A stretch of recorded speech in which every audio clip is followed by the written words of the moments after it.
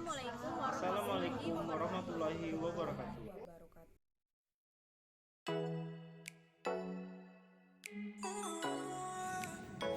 Gelas beaker.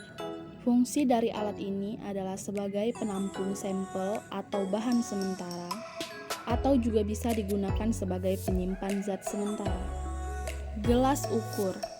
Alat ini digunakan untuk mengukur volume untuk sampel bahan cair dengan ketelitian rendah. Corong gelas. Sebagai alat bantu untuk memindahkan atau memasukkan larutan ke wadah atau tempat yang mempunyai dimensi pemasukan sampel bahan kecil.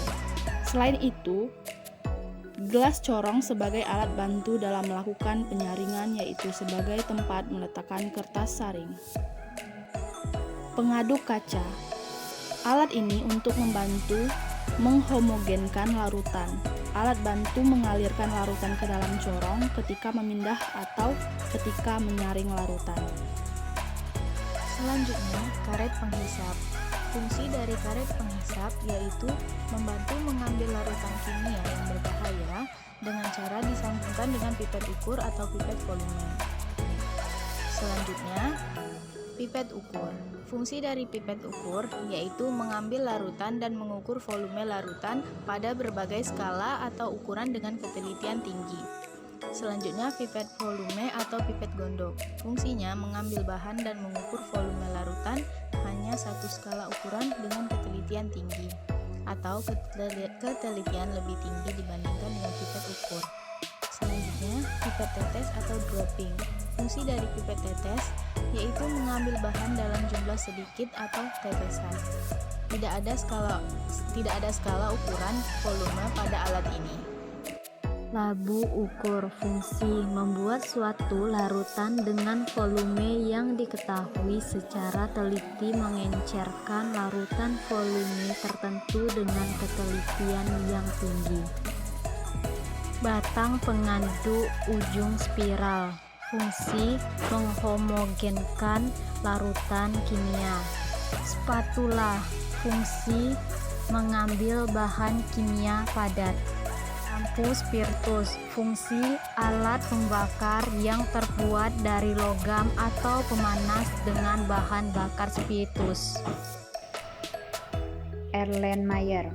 Fungsi yang pertama mengukur volume bahan kimia cair dengan ketelitian rendah. Yang kedua, sebagai tempat menampung bahan kimia untuk sementara. Yang ketiga, tempat menghomogenkan larutan atau media. Yang keempat, tempat untuk menyimpan media pada pengujian mikro. Yang kelima, digunakan untuk menampung titran pada saat titrasi. Yang terakhir, tempat menyimpan media pada analisa mikrobiologi. Cawan porselin. Fungsinya yang pertama, mereaksikan zat kimia pada suhu tinggi. Yang kedua, tempat mengarangkan bahan yang kemudian sekaligus tempat untuk mengabukkan bahan. Yang ketiga, menguapkan bahan dengan cara dipanaskan, baik pemanasan langsung maupun tidak langsung. Neraca analitik. Fungsinya menimbang alat bahan dengan ketelitian 0,001 gram dan kapasitas maksimum 210 gram. Botol semprot. Fungsinya tempat untuk menyimpan aqua. Mortar pastel. Fungsi untuk menghaluskan bahan. Krem buret bentuk X. Fungsi tempat meletakkan buret. Statif. Fungsi alat untuk menegakkan buret, corong pisah, dan lain-lain. Statif dikombinasikan dengan ring atau klem. Buret. Fungsi alat yang digunakan untuk melakukan tetrasi. Selanjutnya, kuvet dan rak kuvet. Fungsi rak kuvet untuk meletakkan kuvet. Fungsi kuvet adalah sebagai wadah standar yang akan diuji menggunakan spektrofotometer. Selanjutnya, batang OC ujung bulat dan OC ujung lurus. Batang OC merupakan alat yang digunakan untuk melakukan inokulasi Bentuk batang UC mirip dengan bentuk pengaduk, hanya saja di bagian ujung terdapat kawat dan ada yang berbentuk kolongan, ada juga yang lurus.